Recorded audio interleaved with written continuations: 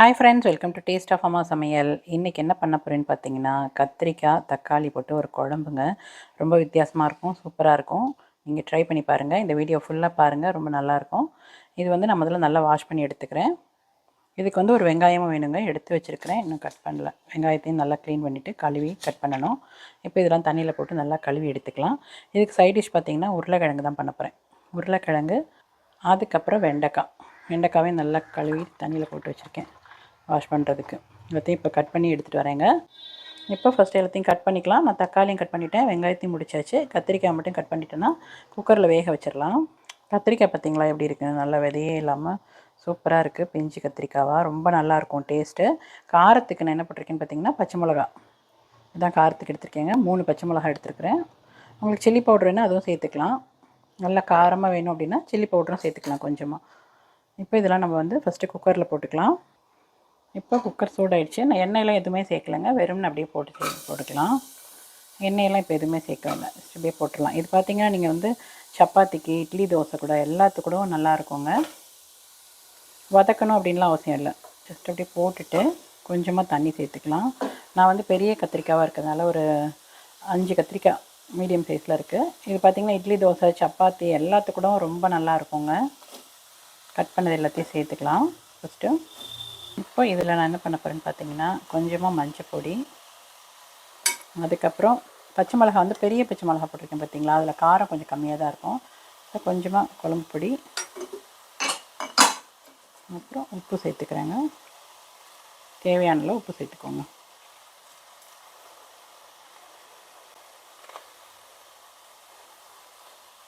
இதில் வந்து தண்ணியும் சேர்த்துக்கலாம். இப்போது வேகிறதுக்காக தண்ணி சேர்த்துக்கிறேன். சேர்த்து லைட்டாக ஒரு திருப்பி மிக்ஸ் பண்ணி விட்டுட்டு குக்கரில் விசில் விட்டுடலாம். ஒரு 3லேருந்து 4 விசில் விட்டு ஆஃப் பண்ணிக்கலாங்க. குக்கர் வச்சுருக்கேன் இல்லையா, அது வேகிற வரைக்கும் வெண்டைக்காய் பொரியல் பண்ணிடலாங்க. இதுக்கு நல்ல பொடியாக நறுக்கி எடுத்துக்கிட்டேன் வெண்டைக்காவை. இங்கே பார்த்தீங்கன்னா வெங்காயத்தையும் நல்லா நறுக்கியாச்சு, பெரிய வெங்காயம் தான். இப்போ இதை தாளித்து விட்டுடலாம். எண்ணெய் சூடாயிடுச்சுங்க. இப்போ நான் கடுகு, உளுத்தம் பருப்பு சேர்த்துக்கிறேன்.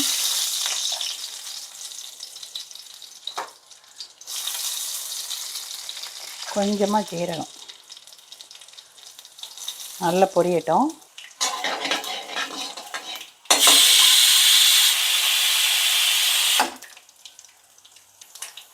வரமிளகாவும் கருவேப்பிலையும் சேர்த்துக்கிறேன். அதுலேயே வெங்காயத்தையும் சேர்த்துக்கலாம்.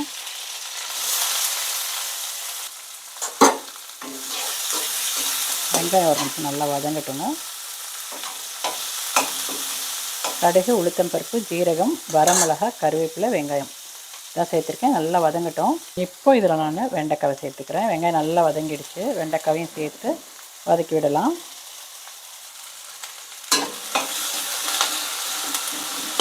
ரெண்டு நிமிஷம் நல்லா வதங்கட்டுங்க. ரொம்ப கிண்ட வேண்டாம், கிண்டணுன்னா ஒரு மாதிரி குழன்னு ஆகிடும். 2 நிமிஷம் அப்படியே விட்டுறலாம். இப்போ இதில் நான் கொஞ்சமாக உப்பு சேர்த்துக்கிறேங்க. சால்ட்டு தான் சேர்த்துக்கிறேன். இதுக்கு கல் உப்பு கரையுமான்னு தெரியாது சம்டைம்ஸ் பார்த்திங்கன்னா வெண்டைக்காயில். அதனால் கல் உப்பு சேர்க்காமல் சால்ட்டு மட்டும் சேர்த்துருக்கேன். காய்க்கு தேவையான அளவு சேர்த்துக்கோங்க. லேசாக நம்ம வதக்கி விட்டால் போதும், ரொம்ப நேரம் வதக்க வேண்டாம்.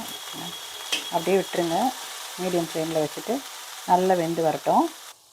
இப்போ பார்த்திங்கன்னா நம்ம கத்திரிக்காயும் தக்காளி வேக வச்சோம் பார்த்திங்களா, நல்லா வெந்து வந்துருச்சு பாருங்கள் இந்த மாதிரி. இப்போ இது நல்லா நீங்கள் மத்து வச்சு கடைஞ்சி விட்டுருங்க. இல்லை பிளெண்டர் இருந்துச்சுன்னா பிளெண்டரில் வந்து நல்லா மிக்ஸ் பண்ணி எடுத்துக்கோங்க, அரைச்சி மாதிரி. பார்த்திங்களா, நல்லா கடைஞ்சி விட்டோம்னா சூப்பராக இருக்குங்க. கடைஞ்சி எடுத்துகிட்டு வரேன் நான். இந்த மாதிரி தண்ணியை தனியாக எடுத்துக்கோங்க ஃபஸ்ட்டு. எடுத்துகிட்டு அதுக்கப்புறம் இதை வந்து நம்ம நல்லா கடைஞ்சி எடுத்துக்கலாம். மத்தில் கடைஞ்சிக்கோங்க, இல்லை பிளெண்டரில் அரைச்சாலும் சரி, அரைச்சி எடுத்துக்கோங்க. கொஞ்சம் ஆறட்டும், அதுக்கப்புறம் நான் கடைஞ்சி எடுத்துகிட்டு வரேன். நான் என்னோடய பிளெண்டரை யூஸ் பண்ணி அதை நல்லா மசிச்சுக்கிறேன். இது ஈஸியாக இருக்குங்க. ஒரு 2 மினிட்ஸில் பார்த்திங்கன்னா டக்குன்னு ரெடி ஆகிடும். இங்கே பாருங்கள், இது பிளெண்டரில் ஒரு செகண்டில் டக்குன்னு ரெடி ஆகிடுங்க. இங்கே பாருங்கள், அவ்வளோதான்.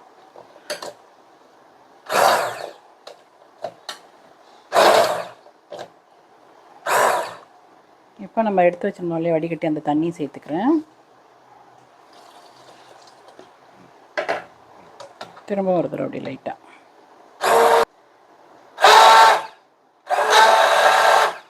அவ்வளோதாங்க. சூப்பராக ரெடி ஆகிடுச்சு பாருங்கள், காட்டுறேன்.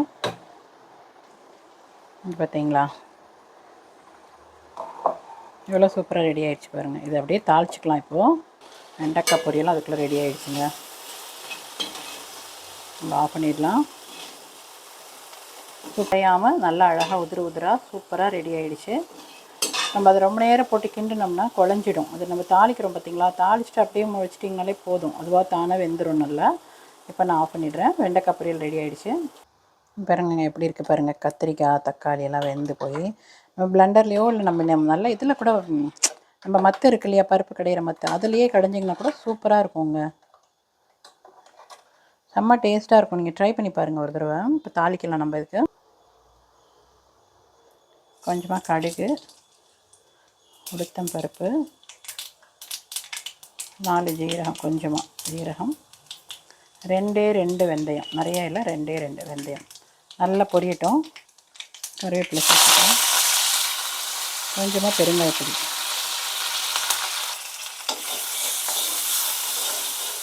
இப்போ நம்ம கடைஞ்சி வச்சுருக்க அந்த தக்காளி கடைசல் எடுத்து கொட்டிடலாம். தக்காளியும் கத்திரிக்காயும் கடைஞ்சி வச்சுருக்கோம் இல்லையா, அதை எடுத்து இதில் சேர்த்துக்கலாம்.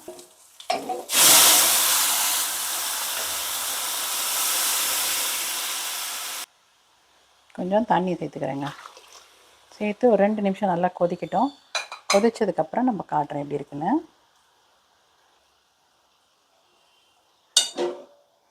பாருங்கள், இது அப்படியே இட்லி சுட சுட இட்லிக்கும், தோசை, அதுக்கப்புறம் சப்பாத்தி எல்லாத்துக்கூடும் ரொம்ப நல்லா இருக்குங்க.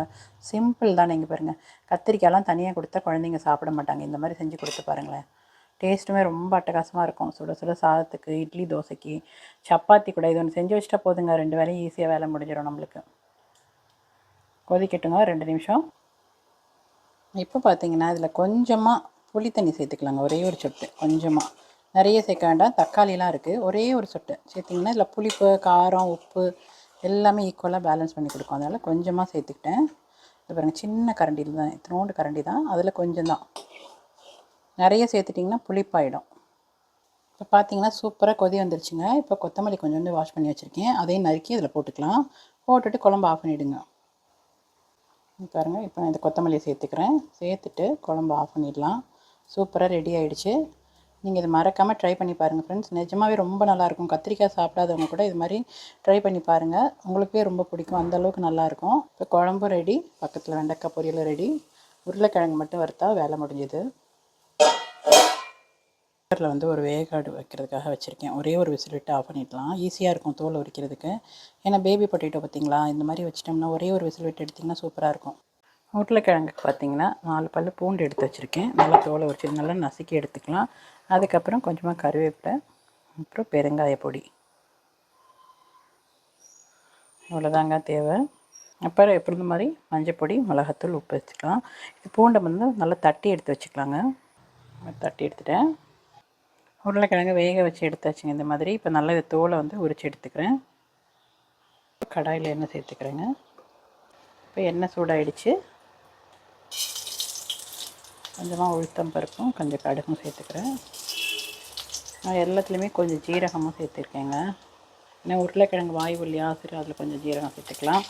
வெண்டைக்காவும் இது மாதிரி தான் பார்த்தீங்கன்னா. இதில் கொஞ்சம் பெருங்காயப்பொடி சேர்த்துக்கிறேன். இப்போ தட்டி வச்சுருக்கிற பூண்டையும் கருவேப்பிலையும் சேர்த்துக்கலாம்.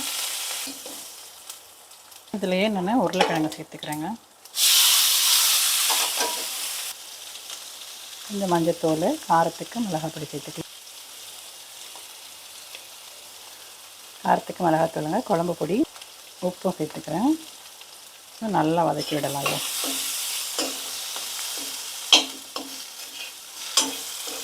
வதக்கிட்டு அப்படியே க்ளோஸ் பண்ணி வச்சுருங்க.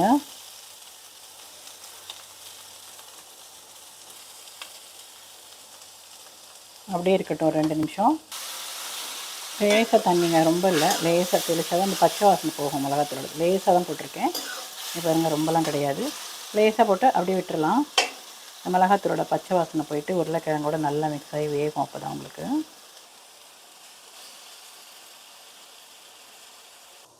இப்போ பாருங்கள், சூப்பரான உருளைக்கிழங்கு ரெடி ஆகிடுச்சு. நீங்களும் இது மாதிரி ட்ரை பண்ணி பாருங்கள் ஃப்ரெண்ட்ஸ். ரொம்ப சூப்பராக இருக்கும், டேஸ்ட்டாக இருக்கும். சிம்பிள் மெத்தட் தான், ஆனால் ரொம்ப நல்லாயிருக்கும். பாருங்கள், இப்போ இது அந்த குழம்போட வந்து சாப்பிட்றதுக்கு அவ்வளோ டேஸ்ட்டாக இருக்கும். இதை நீங்கள் வந்து என்ன பண்ணலாம், உருளைக்கிழங்கு தோசை இருக்குது பார்த்திங்களா, அதில் கூட சென்டரில் வச்சு அந்த மசாலா தோசை பண்ணுவாங்களா, அதோட சாப்பிட்றது கூட அவ்வளோ நல்லாயிருக்கும். இன்னும் கொஞ்சம் கிறிஸ்பி ஆகணும், 2 நிமிஷம் விடலாம்.